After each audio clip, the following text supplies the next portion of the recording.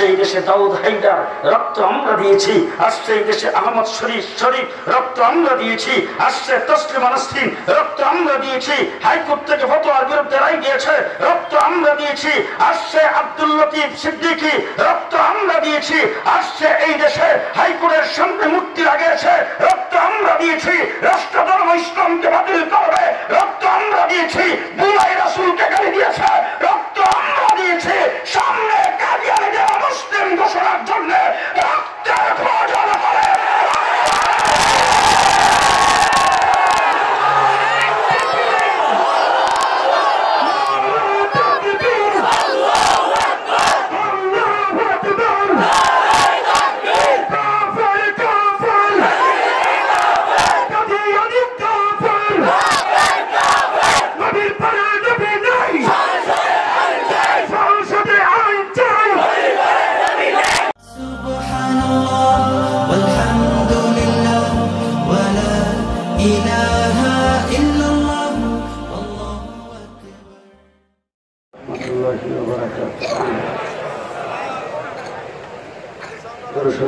اللهم صل على محمد وعلى آل محمد كما صليت على إبراهيم وعلى آل إبراهيم إنك حميد مجيد اللهم بارك على محمد وعلى آل محمد كما باركت على إبراهيم وعلى آل إبراهيم إنك حميد مجيد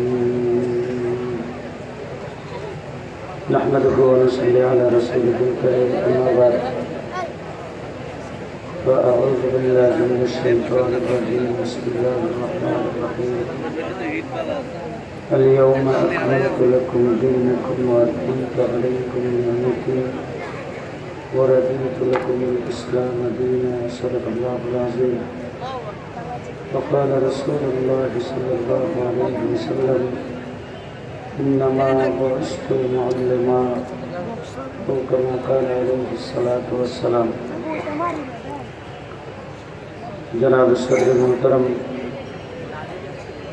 मुअज़्ज़ज़ हज़रात उलमाए किराम अज़ीज़ तुलाबा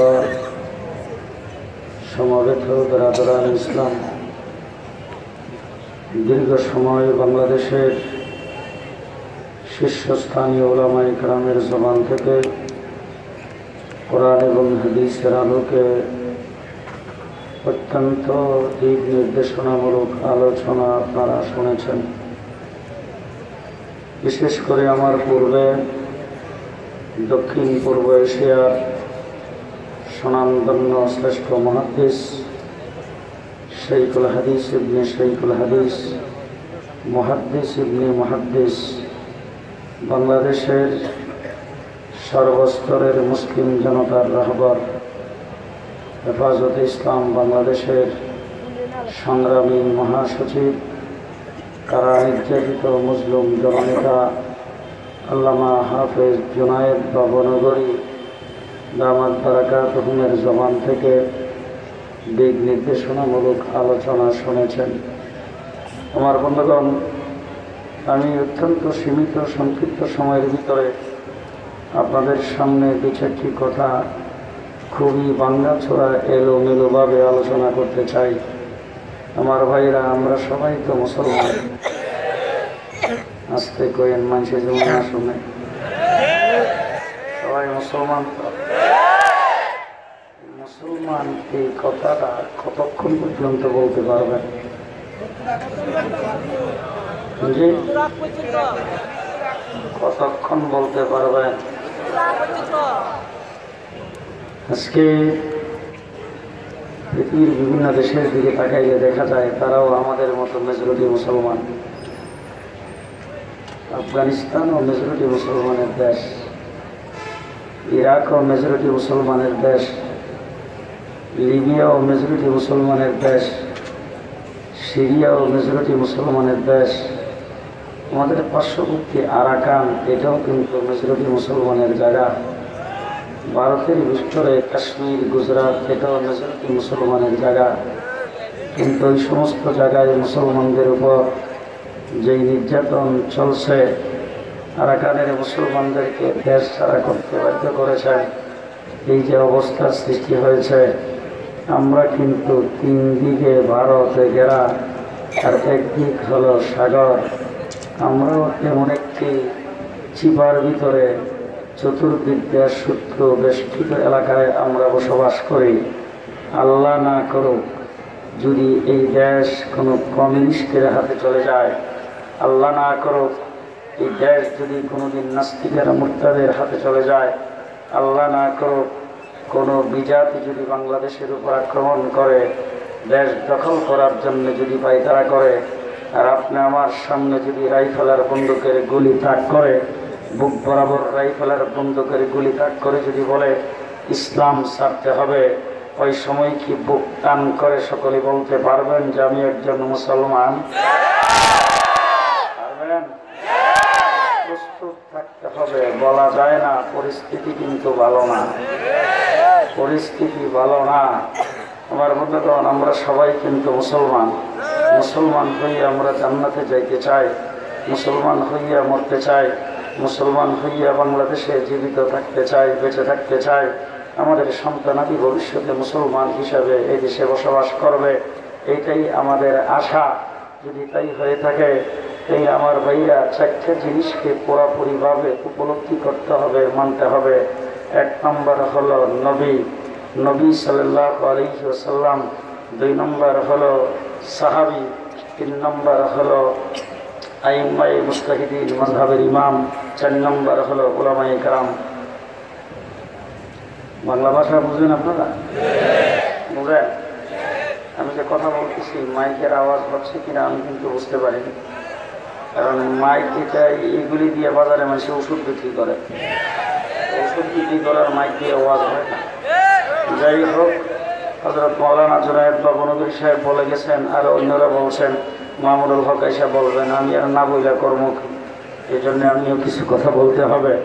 1 নম্বরে নবী, 2 নম্বরে সাহাবী, 3 নম্বরে আইম্মায়ে মুজতাহিদিন, 4 নম্বরে উলামায়ে কেরাম। এই 4টা গ্রুপকে যারা মানবে, সমর্থন করবে, তাদের অনুকরণ করবে, তারা মুসলমান হিসেবে বেঁচে থাকবে। কয়টা? 1 নম্বরে নবী, 1 নম্বরে নবী আল্লাহ পাক প্রেরণ করেছেন 1,24,000। কয়জন? হ্যাঁ, কমবেশ 1,24,000 পয়গম্বর আল্লাহ পাক দুনিয়াতে প্রেরণ করেছেন। সর্বপ্রথম নবী হযরত আদম আলাইহিস সালাম, সর্বশেষ নবী মুহাম্মদুর রাসূলুল্লাহ সাল্লাল্লাহু আলাইহি ওয়াসাল্লাম। আদমের আগে কোনো নবী নাই, আমার নবীর পরে কোনো নবী নাই। কথা আস্তে বলবেন, বাইরে থেকে মানুষের যেন না শুনে।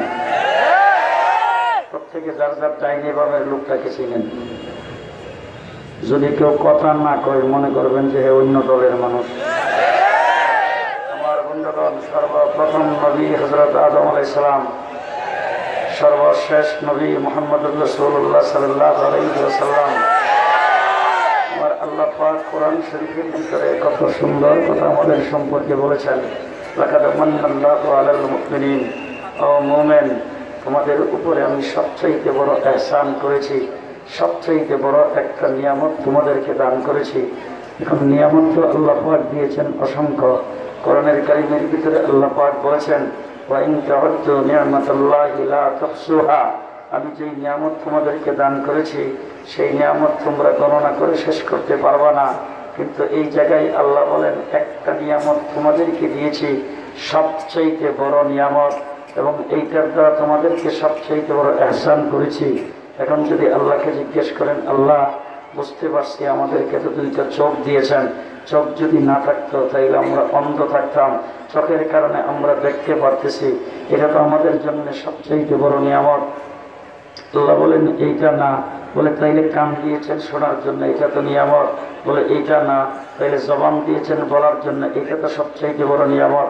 আল্লাহ বলেন এটাও না, তাহলে ব্রেন দিয়েছেন চিন্তা ভাবনা করার জন্য, রাষ্ট্র পরিচালনা করার জন্য, মন্ত্রী মিনিস্টারি চালাইবার জন্য, দেশ পরিচালনা করার জন্য আমাদেরকে ব্রেন দিয়েছেন, এটা সবচাইতে বড় নিয়ামত। আল্লাহ বলেন এটাও না, বলে তাইলে সুন্দরী বিবি দিয়েছেন, এটা কি নিয়ামত? আল্লাহ বলেন এটাও না, তাইলে আমাদেরকে মা বাবার মহব্বত দিয়েছেন, এটা কি সবচাইতে বড় নিয়ামত? আল্লাহ বলেন এটাও না, তাইলে চন্দ্র সূর্য দিয়েছেন, এটা সবচাইতে বড় নিয়ামত? বলে এটাও না, তাইলে রাত্র দিন দিয়েছেন, এটা কি সবচাইতে বড় নিয়ামত? আল্লাহ বলেন এটাও না, তাইলে রং বেরঙ্গের খাবার দিয়েছেন, এটা কি সবচাইতে বড় নিয়ামত? আল্লাহ বলেন এটাও না। বলে কোন জিনিসটা আমাদের জন্য সবচাইতে বড় নিয়ামত আর আমাদের উপর সবচাইতে বড় ইহসান? আল্লাহ বলেন ইসবাসা ফীহিম রাসূলাম মিন আনফুসিহিম, মুহাম্মদুর রাসূলুল্লাহকে তোমাদের জন্য নবী বানায়া তোমাদের উপরে সবচাইতে বড় ইহসান করেছি। সেই নবী মুহাম্মদুর রাসূলুল্লাহ সাল্লাল্লাহু আলাইহি ওয়াসাল্লাম সর্বশেষ নবী, সর্বশ্রেষ্ঠ নবী, কুল কায়নাতের নবী, কুল সৃষ্টি জগতের নবী, আমার নবী, আব্বালের নবী, আখেরের নবী, আমার নবী সাল্লাল্লাহু আলাইহি ওয়াসাল্লামকে একজন সাহাবী প্রশ্ন করেছেন, হুজুর আপনি নবী হইলেন কবে? হুজুর আকরাম সাল্লাল্লাহু আলাইহি ওয়াসাল্লাম সাহাবীর প্রশ্ন বুঝতে পেরেছেন, বুঝে উত্তরটা দিয়েছেন, কুনতু নবিয়্যান ওয়াল আদমু বাইনাল মা'i ওয়াত তিন, আমি তখনও নবী ছিলাম যখন আদম আলাইহিস সালাম পানি আর মাটিতে মিশ্রিত অবস্থায় ছিল। আব্বালেরও নবী, আখেরেরও নবী। হযরত আদম আলাইহিস সালাতু ওয়াস সালামকে আল্লাহ তাবারক ওয়া তাআলা সর্বপ্রথম তৈরি করে আরশের নিচে রাখছেন। 40 বছর আরশের নিচে রাখার পরে আদম আলাইহিস সালামকে আল্লাহ পাক জান্নাতের ভিতরে প্রবেশ করাইছেন। আদম আলাইহিস সালাম জান্নাতের ভিতরে বসবাস করছেন।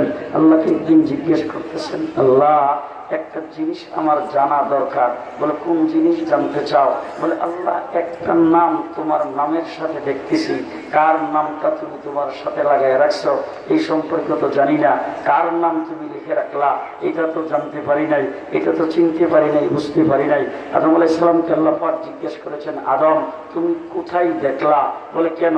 আমাকে যখন প্রথম আরশের নিচে রাখা হয়েছে, আমি আরশের দিকে যখন তাকাইলাম তখন আরশের মধ্যে দেখি বড় অক্ষরে লেখা লা ইলাহা ইল্লাল্লাহ, সাথে লেখা মুহাম্মাদুর রাসূলুল্লাহ। এরপরে যখন আরশের নিচ থেকে আমাকে ফেরেশতারা জান্নাতে আনতে গেছে তখন দেখি প্রত্যেকটা ফেরেশতার কপালের মধ্যে লেখা লা ইলাহা ইল্লাল্লাহ, সাথে আছে মুহাম্মাদুর রাসূলুল্লাহ। এরপরে আমাকে জান্নাতের ভিতরে ঢুকাবে, জান্নাতের গেটে এসে দেখি বিশাল বড় অক্ষরে লেখা লা ইলাহা ইল্লাল্লাহ, সাথে মুহাম্মাদুর রাসূলুল্লাহ। জান্নাতের ভিতরে যখন প্রবেশ করলাম তখন জান্নাতের ভিতরে অসংখ্য অগণিত গাছ গাছালি, ফুলের বাগান, এই সম্পূর্ণ গাছ গাছালি এবং ফুলের পাপড়িতে লেখা লা ইলাহা ইল্লাল্লাহ মুহাম্মাদুর রাসূলুল্লাহ। এরপরে জান্নাতে আমাকে অসংখ্য অগণিত আসবাবপত্র ব্যবহার করার জন্য দেওয়া হয়েছে, প্রত্যেকটা আসবাবের গায়ে লেখা লা ইলাহা ইল্লাল্লাহ মুহাম্মাদুর রাসূলুল্লাহ। এরপরে জান্নাতে আমাকে রং বেরঙের খাবার খাইতে দেওয়া হয়, প্রত্যেকটা খাবারের লেবেলের উপরে লেখা লা ইলাহা ইল্লাল্লাহ মুহাম্মাদুর রাসূলুল্লাহ। সুবহানাল্লাহ। আস্তে আস্তে এত জোরে বলে মানে ভিআইপি কারো বিষয়ে কথা বল, সুবহানাল্লাহ বলেন না কেন? জোরে জোরে জোরে জোরে একবার সুবহানাল্লাহ কইলে জান্নাতে একটা গাছ লাগায়। এই যে গাছ এখন কয়টা লাগাইলেন? এই তো আরেকটা লাগলো, এই তো লাগাইছেন আরেকটা, এই তো লাগাইলেন আরেকটা। একটা গাছ জান্নাতের ভিতরে লাগবে, 40 বছর গোড়া দৌড়াইবেন, গাছের গোড়াটা অতিক্রম হবে না। আমার নবী, বিশ্ব নবী, আব্বালের নবী, আখেরের নবী, কুল কায়নাতের নবী মুহাম্মদুর রাসূলুল্লাহ সাল্লাল্লাহু আলাইহি ওয়াসাল্লাম।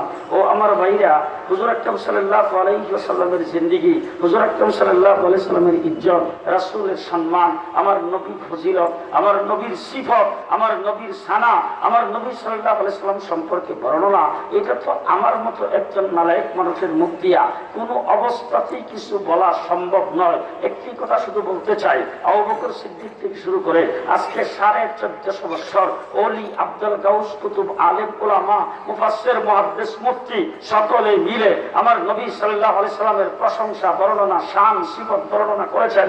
বই পুস্তক হাজারো লেখা হয়েছে, কিয়ামত পর্যন্ত আরো লেখা হবে। পৃথিবী কিয়ামত হবে, আমার নবীর ইজ্জত আর সম্মান বর্ণনা শেষ হবে না। মুহাম্মদুর রাসূলুল্লাহ সাল্লাল্লাহু আলাইহি ওয়াসাল্লাম সম্পর্কে আল্লাহ পাক বলেছেন, ওয়া রাফা'না লাকা যিকরাক, হাবিব ও মাহবুব, আমি আল্লাহ পাক আপনার আলোচনা, আপনার জিকির, আপনার বর্ণনা আমি আল্লাহ পাক উর্দে উঠাইয়া দিয়েছি। মুহাম্মদুর রাসূলুল্লাহ সাল্লাল্লাহু আলাইহি ওয়াসাল্লামের আলোচনা আল্লাহ পাক কোথায় উর্দে উঠাইয়া দিয়েছেন? বলে যেখানে আমার আলোচনা সেখানে আপনি হাবিবের আলোচনা। 1,24,000 পয়গম্বর যেখানে আমি আল্লাহ পাকের রুবুবিয়তের বর্ণনা করেছেন সেখানে আপনার প্রশংসা করেছেন। আসমানি যত কিতাব নাজিল করেছি সমস্ত কিতাবে যেখানে আমি আল্লাহ পাকের রুবুবিয়তের বর্ণনা সেখানে আপনার শানের বর্ণনা। আসমানি যত কিতাব নাজিল করেছি সব কিতাবে আছে, কিয়ামত পর্যন্ত অসংখ্য কিতাবে থাকবে। আযান যেখানে হবে আশহাদু আল্লা ইলাহা ইল্লাল্লাহ সেখানে হবে আশহাদু আন্না মুহাম্মাদুর রাসূলুল্লাহ। কোরআন শরীফে যেখানে আতিউল্লাহ সেখানে আতিউর রাসূল। কিয়ামত পর্যন্ত যেখানে আমি আল্লাহর আলোচনা হবে সেখানে আপনার আলোচনা হবে। রাসূলুল্লাহ সাল্লাল্লাহু আলাইহি ওয়াসাল্লাম সম্পর্কে আজকে আমাদের দেশের কিছু সংখ্যক লোক আছে যারা দেখবেন তাদের মাথার টুপি খুব উঁচা, এরপরে আবা কাবা জুব্বা কুব্বা লাগাইয়া তারপরে বিভিন্ন মাহফিল টেবিলে যাইয়া যে সমস্ত বক্তৃতাগুলি দেয় এই সমস্ত কথাবার্তা তাদের গলার আওয়াজ আবার খুব ভালো ভালো সুন্দর গজল পড়তে পারে। কথা বোঝেন না? এদের অনেক মাহফিলে আমি শুনেছি, অনেক সময় তো মাহফিলের কাছে দিয়েও যায়, তারা যখন বক্তৃতা করে তাদের বক্তৃতাও আমাদের কানে অনেক সময় আসে। এক মাহফিলের পাশে গিয়ে যাইতেছি আর মাইকের আওয়াজে আমি শুনতেছি বক্তা বলতেছেন এই যে ওহাবি কওমি দেওবন্দিরা এরা আসলে মিলাদের কিতাবই পড়ে নাই, মিলাদ সম্পর্কে এরা কিছু জানে না। আমি আজকে আপনাদের সামনে উলামায়ে কেরামকে সাক্ষী রেখে বলে যাচ্ছি, ভালো করে মনে রেখেন, আমি গোটা পশ্চিমা দুনিয়াটা ঘোরাফেরা করি, আমি গোটা পশ্চিমা দুনিয়াটা ঘোরাফেরা করি। অর্ধ পৃথিবী প্রতি বৎসর আমি একটা চক্কর দেই। আমি গোটা পৃথিবীর অর্ধেকটা পৃথিবী ঘোরাফেরা করে এবং গোটা পৃথিবীর যত সামান্য ইতিহাস জেনে শুনে আপনাদের সামনে আজকে ঘোষণা করে গেলাম, আসমানের বিশেষ জমিনের উপরে আমার রাসূল সম্পর্কে কেউ যদি কিছু জেনে থাকে, রাসূলের ইজ্জত সম্মান যদি কেউ দিয়ে থাকে, আমার নবী সাল্লাল্লাহু আলাইহি ওয়াসাল্লাম যে মিশন নিয়ে পৃথিবীতে আগমন করেছেন সেই মিশনকে নিজের জান এবং মালের বাজে লাগায়া সামনের দিকে যদি কেউ অগ্রসর হয়ে থাকে সেই গ্রুপের নাম উলামায়ে দেওবন্দের জামাত, উলামায়ে কওমিয়া।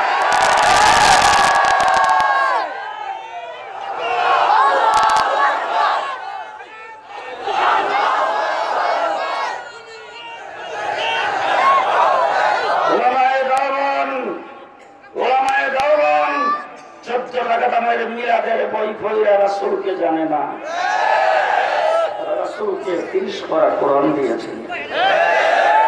কি দিয়েছেন? 30 পারা কোরআন দিয়ে রাসূলকে চিনে। বুঝেন নাই? আমরা 30 পারা কোরআন দিয়ে হুজুরকে চিনি। কারণ আম্মাজান আয়েশা সিদ্দিকাকে জিজ্ঞেস করেছেন, আম্মাজান রাসূল সম্পর্কে কিছু বলেন, হুজুরের চরিত্র হুজুরের জীবন আদর্শ সম্পর্কে কিছু বলেন। হুজুর আকরাম সাল্লাল্লাহু আলাইহি সাল্লামের স্ত্রী উম্মাহাতুল মুমিনিন আম্মাজান আয়েশা সিদ্দিকা বলেন, তোমরা কি কোরআন শরীফ পড়া ছেড়ে দিছো? বলে না না। বলেন কি আমরা কি কোরআন শরীফ পড়া ছেড়ে দিব? কোরআন তো দান দান শহীদ করে রাসূল আমাদের কাছে রেখে গেছেন। আম্মাজান আয়েশা সিদ্দিকা বলেন, তাই এই প্রশ্নটা কিভাবে করলা? কানা খুলুকুল কোরআন, 30 পারা কোরআন হলো তোমার নবীর জিন্দেগি। রাসূলুল্লাহ সাল্লাল্লাহু আলাইহি ওয়াসাল্লামের জিন্দেগি 30 পারা কোরআন। আপনি কোরআনের বিসমিল্লাহর বাদ থেকে শুরু করে সূরা নাসের সিন পর্যন্ত রাসূলুল্লাহ সাল্লাল্লাহু আলাইহি ওয়াসাল্লাম 3.5 হাত বড়ি থেকে গোরা জিন্দেগিটা 30 পারা কোরআন যদি আপনি জিজ্ঞেস করেন একটা একটা করে কোরআন আপনার সামনে বলে দিবে। আপনি যদি কোরআনকে জিজ্ঞেস করেন কোরআন বিশ্বনবী কোন শহরে জন্মগ্রহণ করেছেন, রায়পুর নাকি লক্ষ্মীপুর না নোয়াখালী, কোন শহরে রাসূল জন্মগ্রহণ করেছেন? কোরআন বলে লা উকসিমু বিহাযাল বালাদ। বলে আচ্ছা হুজুর কোন শহরে বসবাস করতেন? বলে হুজুর হাযাল বালাদিল আমিন। বলে আচ্ছা রাসূল সাল্লাল্লাহু আলাইহি ওয়াসাল্লাম তিনি যে পৃথিবীতে জন্মগ্রহণ করেছেন ওনার চেহারাটা কেমন ছিল? বলে ওয়াদ্দুহা ওয়াল্লাইলি ইযা সাজা। বলে আচ্ছা উনি যে কথাবার্তা বলতেন তার কথাবার্তাগুলি কেমন ছিল? বলে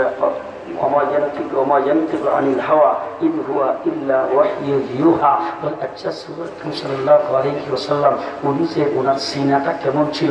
বলে আলাম নাশরাহ লাকা সাদরা। বলে আচ্ছা রাসূল সাল্লাল্লাহু আলাইহি ওয়াসাল্লামের তো দুইটা হাত ছিল, সে হাতটা কেমন ছিল? বলে ডান হাতটা কেমন ছিল?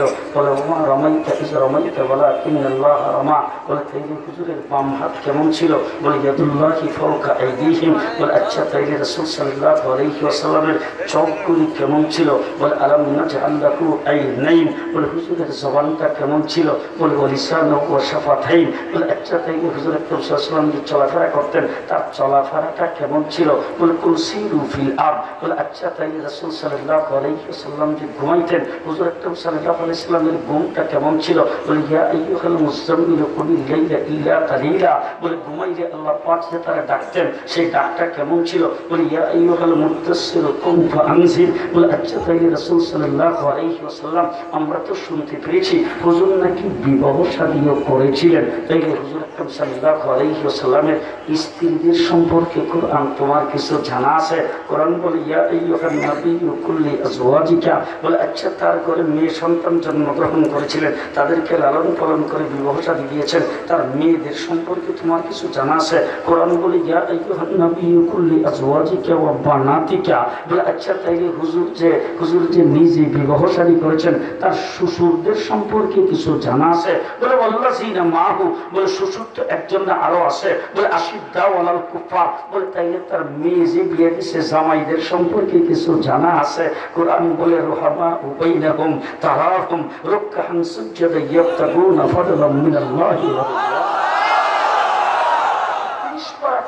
মুহাম্মদুর রাসূলুল্লাহ সাল্লাল্লাহু আলাইহি ওয়াসাল্লামের জিন্দেগি ও আমার ভাইরা সেই 30 পারা কোরআনের ভিতরে একজন মানুষ যখন বড় হয় তখন বড় মানুষটাকে ছোটরা শ্রদ্ধা করা হইল নিয়ম, শ্রদ্ধা করা হইল লাজেম। কিন্তু বড়র জন্য ছোটকে শ্রদ্ধা করা সম্মান করা লাজেম না, ছোটকে স্নেহ করবে। আজকের এই মাহফিলে আপনারা সকলেই আগমন করেছেন। এখন এইখানে যদি একজন মুরব্বী থাকেন, মুরব্বীর কোনো ছাত্র যদি এখানে খারাপ থাকে ছাত্রকে ডাক দিয়ে বলতে পারে করবানি এদিকে আসো আমার জন্য মজলিসটা নিয়ে আসো। আর ছাত্র যদি মুরব্বীকে কিছু বলতে চায় তাহলে ছাত্র হুজুরের কাছে আইসা সামনে দুই জানো হয়ে বৈশা তারপরে দুই হাত জোড়াত করে আস্তে করে এজাজত চাইতে হবে। হুজুর এজাজত দিলে একটা কথা বলতাম, তারপরে এজাজত নিয়ে কথা বলতে হবে, ঠিক কিনা বলেন? এবার আমি আপনাদের জিজ্ঞেস করতে চাই সবচাইতে বড় কে? সবচাইতে বড় কে?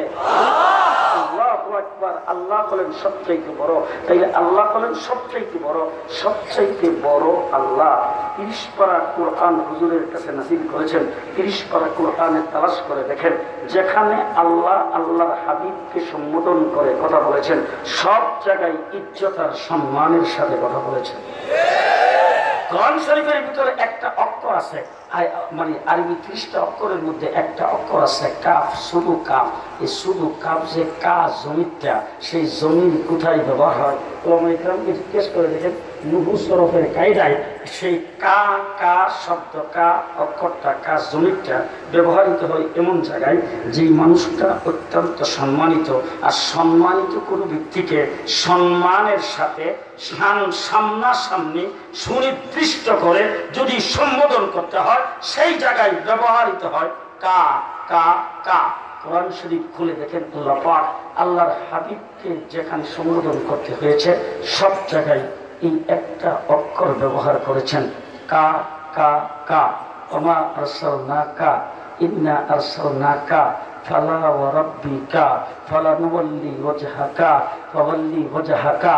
ও আমার ভাইরা, সব জায়গায় কা কা কা, সব জায়গায় কা কা কা।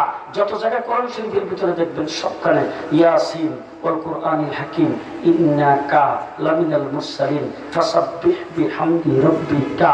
ও আমার ভাইরা, ওয়াদুহা ওয়াল লাইলি ইযা সাজা মা ওয়াদ্দাআকা রাব্বুকা ওয়া মা ক্বালা ওয়াল আখিরাতু খায়রুল লাকা মিনাল উলা ওয়া সাওফা ইউতিকা রাব্বুকা ফাতারদা। আলাম ইয়াজিদকা ইয়াতীমান ফাআওয়া ওয়া ওয়াজাদাকা দাল্লান ফাহাদা ওয়া ওয়াজাদাকা আইলান ফাআগনা। আলাম নাশরাহ লাকা সাদরাকা ওয়া ওয়াদানা আনকা বিজরাকা আল্লাযী আনকাদা যাহরাকা ওয়া রাফা'না লাকা যিকরাকা ইন্না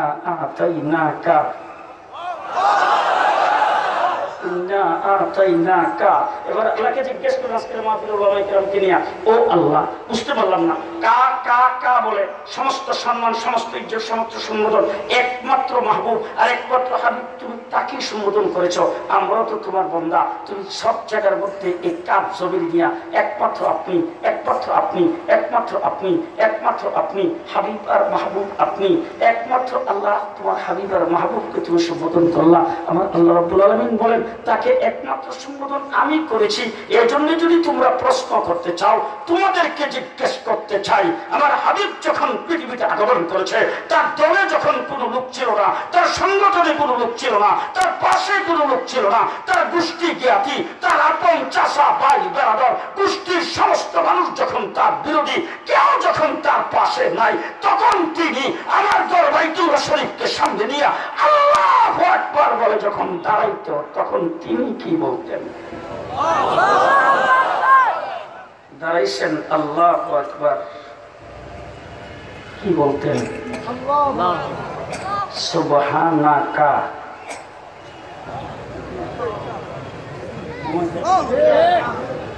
সুবহানাকা ওয়া বিহামদিকা ওয়া তাবারাকা ইসমুকা ওয়া তাআলা জাদ্দুকা ওয়া লা ইলাহা গায়রুকা। আলহামদুলিল্লাহ রাব্বিল আলামিন আর রহমানির রহিম মালিক ইয়াউমিদ্দিন ইয়াকা নাবুদু ইয়াকা নাস্তাঈন।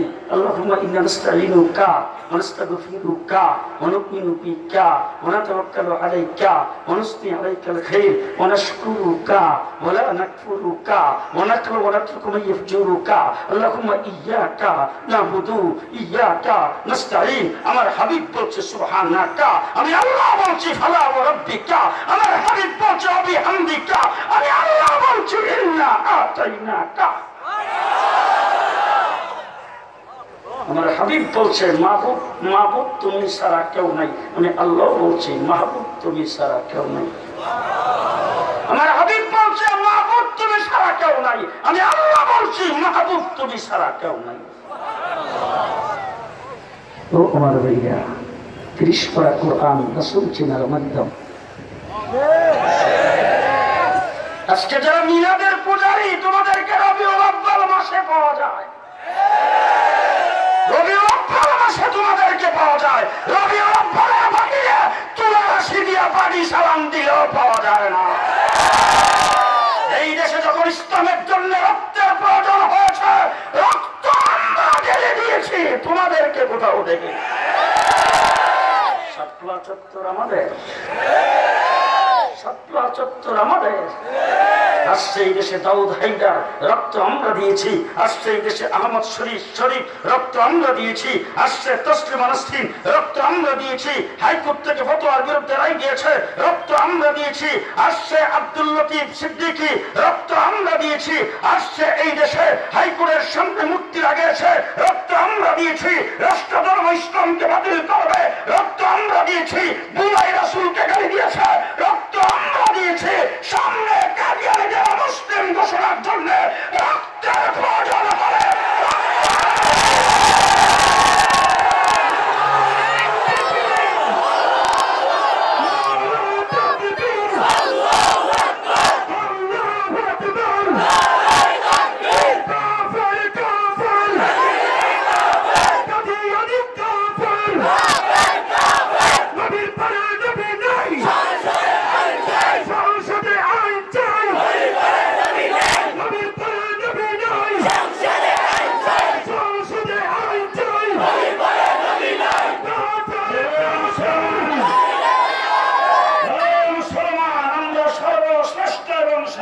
শেষ নবীর উম্মত। তোমার নবী জন্মগ্রহণ করেছেন মা আমেনার কোলে। মা আমেনার নবীর চেহারা দেখতেছে, দেখা মা আমেনা কর জীবনে কত বাচ্চার চেহারা দেখলাম রে, এত সুন্দর চেহারার মানুষ আমি কোনোদিন দেখিনি। আসছেন তাইফ থেকে হালিমাতুস সাদিয়া রাসূলকে নেওয়ার জন্য। আয়েশা শিশু মুহাম্মদকে কোলে নিয়েছেন, কোলে নিয়ে চেহারার দিকে তাকায় কয় আমেনা আপনি দেখলে কতটুকু দেখছেন মক্কা নগরীর ভিতরে, আর আমার দেশের আমার এলাকার আমার গোষ্ঠী জ্ঞাতি সন্তান পালন করেই হইল তাদের কাজ। এই মক্কার বড় বড় মন্ত্রী মিনিস্টার সহ বড় বড় ধনী ব্যক্তিদের রাজধানী শহরের বাচ্চা যারা জন্মগ্রহণ করে তাদেরকে আমরাই লালন পালন করি। তবে আমি অসংখ্য বাচ্চাদের এবং অসংখ্য মানুষের চেহারা দেখার পরে আমি হালিমাতুস সাদিয়া বলতেছি এই ছেলের যে চেহারা, এর চাইতে সুন্দর চেহারার মানুষ জীবনও কোনোদিন দেখি নাই। একটু পরে আসছেন আব্দুল মুত্তালিব রাসূলের দাদা, দাদা আয়েশা হুজুরের চেহারা দেখে বলতেছেন আমেনা তুমি কুদ্দুর দেখছো, হালিমাতুস সাদিয়া তোমার গোষ্ঠী জ্ঞাতি যাদেরকে লালন পালন করে তাদেরকে দেখছো।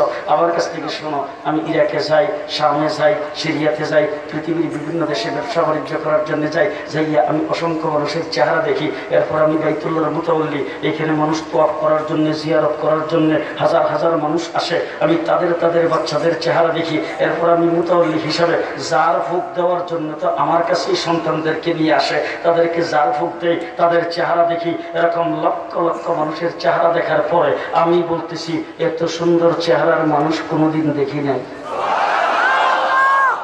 এরপর একটাও সুন্দর, শুনবেন এবার জিবরাইল আমিন ঈসা আব্দুল মুত্তালিব ডাক দেখো আব্দুল মুত্তালিব আপনি খুব দূর দেখছেন, সিরিয়াতে যান, ইরাকে যান, শামে যান, আর পৃথিবীর বিভিন্ন দেশ থেকে লোকজন আপনার এখানে তোয়াফ জিয়ারত করার জন্য আসে, তাদেরকে দেখেন। আমার কাছ থেকে শোনেন, আমি মুহূর্তের ভিতরে গোটা পৃথিবী চক্কর দিতে পারি। হযরত আদম থেকে শুরু করে এ পর্যন্ত যত মানুষ পৃথিবীতে আগমন করেছেন সমস্ত মানুষের চেহারা আমি দেখেছি। জান্নাতের হুর গিলমানদেরকে দেখেছি আমি, হযরত আদম আলাইহিস সালামকে জান্নাতের ভিতরে দেখেছি, হযরত ঈসা আলাইহিস সালামকে মায়ের কোলে কথা বলতে দেখেছি, হযরত নূহ আলাইহিস সালামকে কিস্তিতে দেখেছি, হযরত ইব্রাহিম আলাইহিস সালামকে নমরুদের আগুনে দেখেছি, হযরত ইউনূস আলাইহিস সালামকে মাছের পেটে দেখেছি, হযরত সুলাইমানকে সিংহাসনে বসা অবস্থায় দেখেছি। ও আমার ভাইরা, হযরত জিবরাইল আমিন বলে শোনেন, আমি হযরত মূসা আলাইহিস সালামকে কুহে তুরে আল্লাহর সঙ্গে কথা বলতে দেখেছি। আদম আলাইহিস সালাম থেকে ঈসা আলাইহিস সালাম পর্যন্ত সমস্ত নবীদের সঙ্গে বসে বসে কথা বলেছি, ওহী নাযিল করেছি, তাদের সকলের চেহারা দেখেছি, যাদেরকে আল্লাহ পাক যুগে যুগে সুন্দর বানায়া পৃথিবীতে প্রেরণ করেছেন সমস্ত নবী আর কুল সৃষ্টি জগতে সকলের চেহারা দেখার পরে আমি জিবরাইল বলতেছি এত সুন্দর চেহারার মানুষ আমি কোনোদিন দেখি না।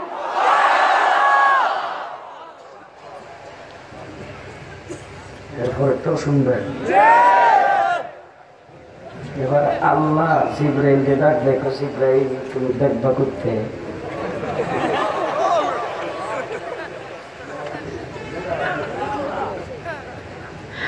আল্লাহ জিবরাইলকে ডাক দেখো, জিবরাইল দেখবা কোথায় থেকে।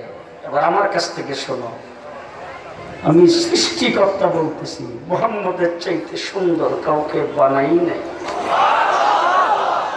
বানাইলে না দেখতা, বানাইছি তো না।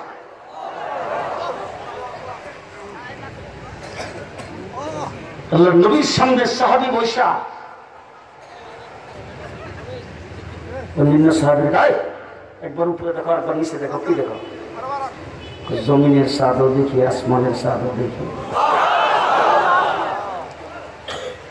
জমিনের সাদও দেখি, আসমানের সাদও দেখি। সাহাবীরা জিজ্ঞেস করছেন জমিনের সাদ দিকটা কি বুঝলা, আসমানের সাদ দিকটা কি বুঝলা? বলে খোদার কসম করে বলি আসমানের সাদে কালো দাগ আছে, জমিনের সাদে কোনো দাগ নেই।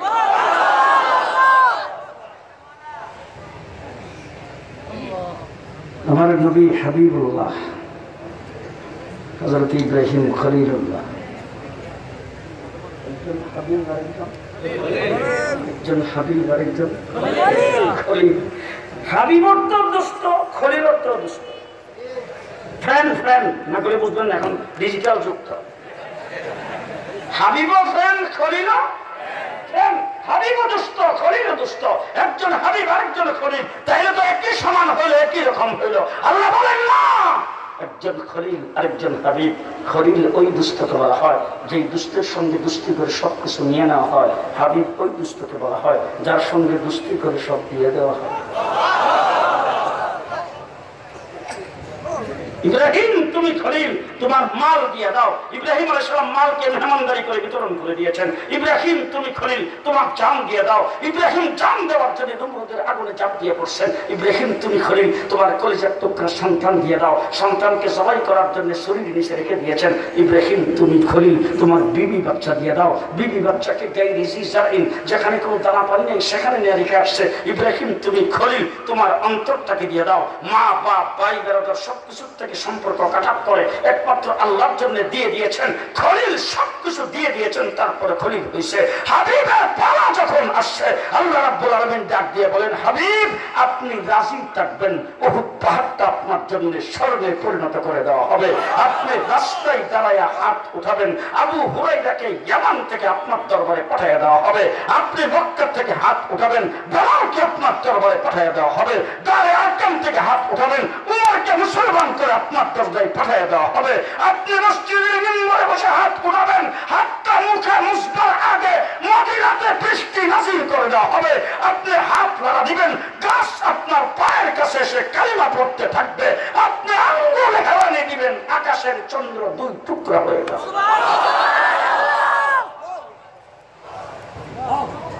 ও আমার ভাইয়া, মুহাম্মদুর রাসূলুল্লাহ সাল্লাল্লাহু আলাইহি ওয়াসাল্লাম আল্লাহ রাব্বুল আলামিন আউয়ালেরও নবী বানাইছেন, আখিরেরও নবী। এখন কথা আমি সংক্ষেপ করে আনতেছি, মধ্যখান দিয়ে অনেক কিছু বাদ দিয়ে সামনে যাই। আজকের এই যে বিশাল প্যান্ডেল, এই প্যান্ডেল, এই স্টেজ, এই যে আপনারা এই যে মাহফিলের ইন্তজাম করেছেন, এই ইন্তজামটা করেছেন আল্লামা জুনায়েদ বাবনগরী সাহেব। আপনাদের এই মাহফিলে আসবেন এই উপলক্ষে, এই উদ্দেশ্যে। মানে একটা মাসলা বোঝার জন্য জুনায়েদ বাবনগরী সাহেব আজকের মাহফিলে আগমন করবেন, এই উদ্দেশ্যেই আজকের মাহফিলের ইন্তজাম। এবার জিজ্ঞেস করতে চাই, প্যান্ডেলটা বানাইছেন আগে না উনি আসছেন আগে? লাইট বোধ হয় উনি আসার পরে লাগাইছেন। লাইটও আগে, মাইকটা বোধ হয় আনছেন উনি আসার পরে, মাইকও আগে। আপনারা তো আসছেন উনি আসার পরে, আপনারা আসছেন আগে। খুব ভালো করে বুঝেন, এই মাহফিলের উদ্দেশ্য, উপলক্ষ, এই মাহফিলের মকসুদ হলেন হযরত মাওলানা জুনায়েদ বাবনগরী। তিনি আসছেন পরে, প্যান্ডেল বানাইছেন আগে। উদ্দেশ্য বাবনগরী আসছেন পরে, লাইট লাগাইছেন আগে। ঠিক তেমনি করে কুল সৃষ্টি, জগৎ সৃষ্টির উদ্দেশ্য নবী মুহাম্মদুর রাসূলুল্লাহ সাল্লাল্লাহু আলাইহি ওয়াসাল্লাম, তিনি আসছেন পরে। আসমান জমিন তৈরি করেছেন আগে, মূল উদ্দেশ্য নবী মুহাম্মদুর রাসূলুল্লাহ, তিনি আসছেন পরে। চন্দ্রে সূর্যের লাইট লাগাইছেন আগে। কথা বুঝে আসতেছে? কথা বুঝে আসতেছে? আমার ভাইরা, আপনাদেরকে কোন জিনিস দিয়ে বুঝাইলে বুঝবেন? মুহাম্মদুর রাসূলুল্লাহ সাল্লাল্লাহু আলাইহি ওয়াসাল্লাম সর্বশেষ নবী। আপনারা যে ভাত খান চাউলের না ধানের? জি, চাউলের ভাত। এবার বলেন তো চাউল আগে না ধান আগে? যে ধান আগে। এবার আমাদের দেশে দেখছি উদ্দেশ্য হলো চাউল, মূল উদ্দেশ্য কি? মূল উদ্দেশ্য চাউল। এবার আমাদের দেশে দেখছি পানি দিয়া দান্ডারে আগে ভিজাইয়া চাপ দিয়া রাখে, রাখার পরে বাইরে গেরা বের হইলে যাতে কাদা মাটির মধ্যে পালা। এটা আমাদের দেশে কয় জ্বালা। আমাদের দেশে কি কয় জানা? জ্বালা। বুঝেন তো? এই জ্বালাটা একটু বড় হওয়ার পরে ক্ষেতের মধ্যে নিয়ে লাইন দিয়ে লাগাইছে। উদ্দেশ্য হলো চাউল। এরপরে সার দিছে, গোবর দিছে, পানি দিছে, আগাছা পরিষ্কার করছে। উদ্দেশ্য হলো চাউল। 2-3 মাস পর্যন্ত মেহনত করার পরে এরপরে ধানের শীষ ধরছে। উদ্দেশ্য হলো চাউল। পাকার পরে কাইটা বাড়িতে আনছে। উদ্দেশ্য হলো চাউল। গরু দিয়ে পাড়াইছে বা মেশিন দিয়ে চড়াইছে। উদ্দেশ্য হলো চাউল। এরপরে পানি দিয়ে ভিজিয়ে সিদ্ধ করছে। উদ্দেশ্য হলো চাউল। রোদ্রে দিয়ে শুকাইছে। উদ্দেশ্য হলো চাউল। শুকাইবার পরে মেশিনে ভাঙ্গায় চাউল বের করছে। চাউল আগে না পরে? যে আগে যা কিছু করলো সবকিছু কিসের জন্য করলো? যে চাউলের জন্য। আল্লাহ পাক আরশ কুরসি লৌহ কলমকে তৈরি করেছেন, উদ্দেশ্য হলো মুহাম্মদুর রাসূলুল্লাহ। আল্লাহ পাক 7 আসমান 7 জমিনকে তৈরি করেছেন, উদ্দেশ্য মুহাম্মদুর রাসূলুল্লাহ। পাহাড় পর্বত নদী নালা সাগর সমুদ্র বানাইছেন, উদ্দেশ্য নবী মুহাম্মদুর রাসূলুল্লাহ। আদম আলাইহিস সালামকে কুদরতি হাতের দ্বারা বানাইছেন, উদ্দেশ্য নবী মুহাম্মদুর রাসূলুল্লাহ। ইব্রাহিম আলাইহিস সালামকে খলিল বানাইছেন, উদ্দেশ্য নবী মুহাম্মদুর রাসূলুল্লাহ। নূহ আলাইহিস সালামকে কিস্তিতে উঠাইছেন, উদ্দেশ্য নবী মুহাম্মদুর রাসূলুল্লাহ। সুলাইমানকে সিংহাসন দান করেছেন, উদ্দেশ্য নবী মুহাম্মদুর রাসূলুল্লাহ। কুহে তুরে মূসার সঙ্গে কথা বলেছেন, উদ্দেশ্য নবী মুহাম্মদুর রাসূলুল্লাহ। ঈসা আলাইহিস সালামকে সৌন্দর্য দিয়েছেন, উদ্দেশ্য নবী মুহাম্মদুর রাসূলুল্লাহ। ঈসা আলাইহিস সালামকে বিনা বাপে মায়ের কোলে জন্ম দিয়েছেন, উদ্দেশ্য নবী মুহাম্মদুর রাসূলুল্লাহ সাল্লাল্লাহু আলাইহি। এবার চাউল হলো উদ্দেশ্য, চাউল আসছেন সকলের পরে। আমার নবী হলো উদ্দেশ্য, তিনি আসছেন সকলের পরে। কথা বুঝে আসেন? এবার জিজ্ঞেস করতে চাই, চাউলটা দিয়া দান বানান, চাউল থেকে দান চাউল থেকে দান করা সম্ভব? আজ পর্যন্ত ফেসবুকে কোথাও দেখছেন যে এমুক দেশে একটা মেশিন আবিষ্কার হচ্ছে যেটা চাউল দিয়ে ধান বানায়? জি, চাউল ভিজে রাখলে গেরা হইব, তো খেতে বানিয়ে জ্বালা হইব? আসতে বলবেন না, জ্বালা হবে, গেরা হবে। চাউল হলো উদ্দেশ্য, চাউল হয়ে যাওয়ার পরে চাউল দিয়া যেমন দান করা সম্ভব নয়, আমার নবী হলো সৃষ্টি জগতের উদ্দেশ্য। আমার নবী আগমনের পরে কোন নবী আসা সম্ভব নয়। সম্ভব? সম্ভব? চাউল যেমন খেতে বানিয়ে গাছ হবে না, আমার নবীর পরে নবী হবে না। কথা বুঝে আসছে? এবার জিজ্ঞেস করতে চাই, চাউল যখন হয়ে গেছে, চাউল দিয়ে কি ভাত পাক করা সম্ভব? খিচুড়ি, পোলাও, বিরিয়ানি, কাচ্চি, পিঠা বানানো, গুড়ি কুটা, ছাতু করা সম্ভব? পায়েস, জর্দা, ফিরনি সম্ভব? সম্ভব? ঠিক তেমনি করে চাউল হয়ে যাওয়ার পরে চাউল দিয়ে যেমন দান করা সম্ভব নয়, আমার নবী আগমনের পরে নবীর পরে নবী হওয়া সম্ভব নয়। চাউল দিয়ে যেমন ভাত পাক করা সম্ভব, আমার নবীর নবুতি এলেম থেকে জোরে ভাবনগরী হওয়া সম্ভব। চাউল দিয়ে যেমন খিচুড়ি পাক করা সম্ভব, আমার নবীর এলেম থেকে আল্লাহ নামত শফি হওয়া সম্ভব। চাউল দিয়ে যেমন পিঠা বানানো সম্ভব, আমার নবীর এলেম থেকে নূর হোসেন কাসিমি হওয়া সম্ভব। চাউল দিয়ে যেমন পায়েস পাক করা সম্ভব, আমার নবীর এলেম থেকে মুফতি ফজলুল হক আমিনী হওয়া সম্ভব। নবী হওয়া সম্ভব নয়। কথা মন থাকবে? মুহাদ্দিস হওয়া, মুফাসসির হওয়া, মুফতি হওয়া, আলেম হওয়া, বুজুর্গ হওয়া, পীর হওয়া, ওলি হওয়া সম্ভব। নবী হওয়া সম্ভব? সম্ভব? সম্ভব? আমার নবীর নবুতি কিয়ামত পর্যন্ত চলবে। আপনাদের দেশে কি বড় ধরনের কোন খানা পিনার ইন্তজাম হয় না? 500, 700, 1000, 1200 মানুষের হয় না? খাওয়ার পরে মিষ্টি খাওয়ার সুন্নত, এই রেওয়াজটা কিন্তু আমাদের দেশে আছে। খাওয়ার পরে মিষ্টি খাওয়ায়, কথা পায়। আগে এখন হয়তো বাজার থেকে মিষ্টি কিনে এনে বিভিন্ন ধরনের মিষ্টি দিয়ে আগে খাওয়াইতো জর্দা, পায়েস, ফিরনি। ঠিক না? ঠিক। এই যে মিষ্টিটা যে খাওয়ায়, আমি আমার মেয়ে দিয়ে দেওয়ার সময় বাবুর্চি যখন পাক করার জন্য আনলাম, বাবুর্চি ঘরে এসে হুজুর মিষ্টি কি খাওয়াইলেন চিন্তা করছেন। আমি বললাম কি খাওয়াইলে ভালো হয়? হুজুর মিষ্টি জর্দাই খাওয়াইলে ভালো হয়। জর্দা যদি খাওয়াইলে ভালো হয়, এ কথা বলার পর জর্দা পাক করার আয়োজনটা আগে আমার দেন, চাউল, চিনি, কিশমিশ যা লাগে এইগুলি সব নিয়ে ওই যে পেঁয়াজ রসুন কাটে, এরা ডাক দেয়, তোরা সব কিছু কাটে রেডি কর, আমি মিষ্টি যাবা করি। মিষ্টি দেশে পাকাইলো, পাকায় আমার কয়েকটা রুম খালি করে দেন। আমি বললাম যে এত মেহমান বাসায় এখন রুম খালি করবো থেকে, বলে একটা রুম আমাকে খালি করে দিতে হবে। রুম খালি করে দিলাম, পরে রুমের মেজের মধ্যে নিয়ে ডিশের মধ্যে জর্দাটারে সরাইয়া ফ্যান চালাইয়া রেখে দিল। এরপরে এসে অন্য সব কিছু পোলাও, কোরমা, রোস্ট সব কিছু পাক করলো।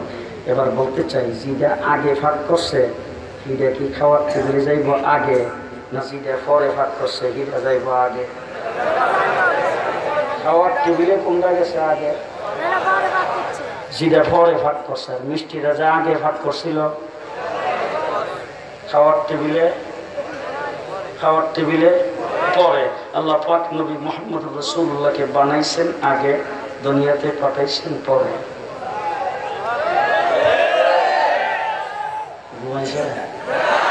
ঘুমাইছে মুহাম্মদুর রাসূলুল্লাহ সাল্লাল্লাহু আলাইহি ওয়াসাল্লাম। ও আমার ভাইরা, সেই নবী মুহাম্মদুর রাসূলুল্লাহ সাল্লাল্লাহু আলাইহি ওয়াসাল্লাম সর্বশেষ নবী।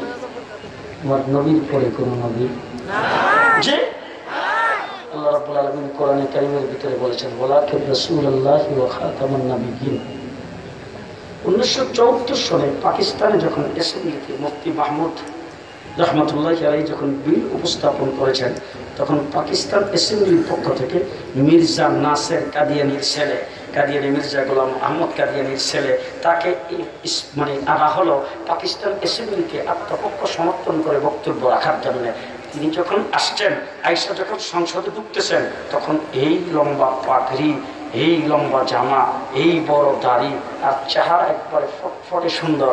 এই চেহারা দেখে অ্যাসেম্বলির কিছু লোকজন মুফতি সাহেবকে বলতেছেন, মুফতি সাহেব এই লোকটাকে কাফের করবেন আপনি, এত সুন্দর চেহারা, এই পাগড়ি, এত বুজুর্গ দেখা যায়। মুফতি সাহেবকে কেমনি কমসিদের সংসদের ভিতরে যায় কমে।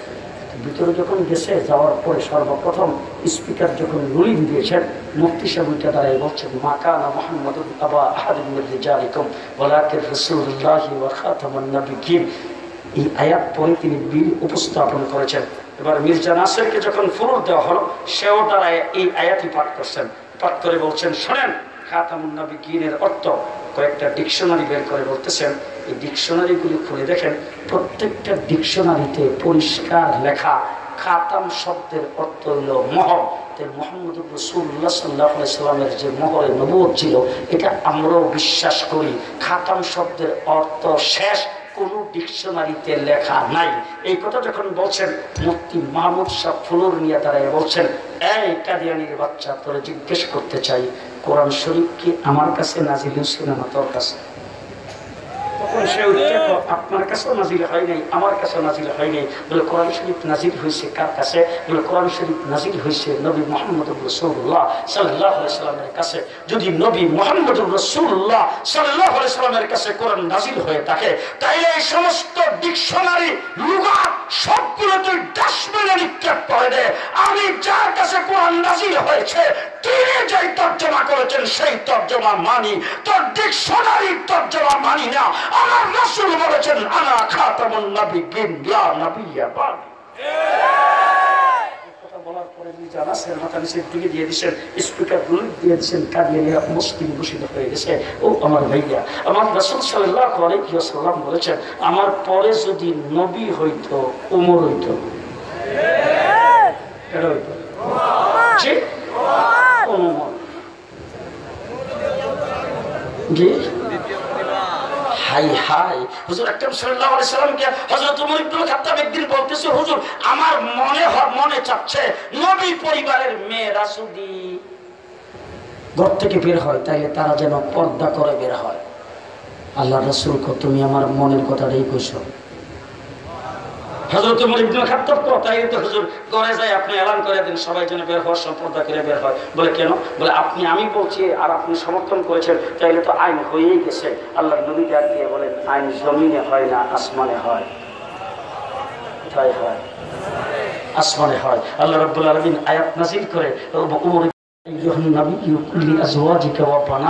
কিয়ামত পর্যন্ত আগত সমস্ত মুমিনের মেয়েদের জন্য আল্লাহ পাক পর্দার হুকুম জারি করেছেন। যিনি কথা বললে জমিন থেকে আসমান থেকে আল্লাহ পাক কোরআন বানায়া নাযিল করেন, সেই উম্মতের জন্য সেই উমর নবী হইতে পারল না। সেরাক বিবির ফুলা।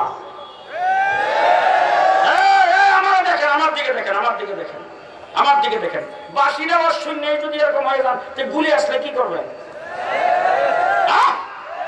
আমার দিকে তাকান, যিনি আসছেন তিনি স্টেজে আসবেন, প্রাণ করে দেখবেন। শেষ কথা বলে যাচ্ছি, যে উম্মতের জন্য ওমর ইবনে খাত্তাব নবী হইতে পারল না, সেই উম্মতের জন্য সারাত বিবির পোলা 100 কানা মির্জা গোলাম কাদিয়ানী নবী হইতে পারে না। ঠিক আমার নবীর পরে নবী দাবি করেছেন মির্জা গোলাম আহমদ কাদিয়ানী, সে তার অনুসারীরা কাফের। বলেন বলেন, সবের নিয়তে বলেন কাফের কাফের কাফের, জোরে বলেন কাফের কাফের। যদি বাংলাদেশে